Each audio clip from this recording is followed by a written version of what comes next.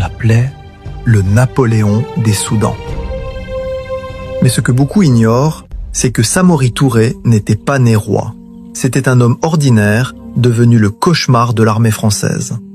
Et il allait bâtir l'un des plus puissants empires d'Afrique de l'Ouest, l'empire du Wassoulou. Son arme secrète? Une armée de plus de 30 000 guerriers, disciplinés, entraînés et équipés de fusils modernes. Des armes fabriquées par ses propres forgerons. Samori ne combattait pas comme les autres chefs. Il ne fuyait jamais. Il fatiguait ses ennemis jusqu'à les briser. Pendant 17 longues années, il a résisté à la colonisation française. 17 ans. Sa stratégie était terrifiante, la terre brûlait. Si l'ennemi avançait, alors il détruisait tout derrière lui. Villages, ressources, routes.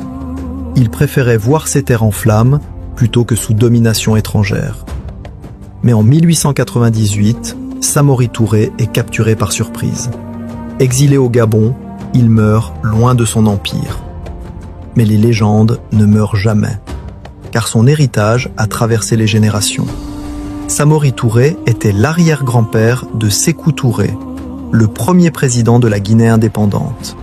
Le lion du Wassoulou est tombé, mais son rugissement résonne encore dans l'histoire africaine.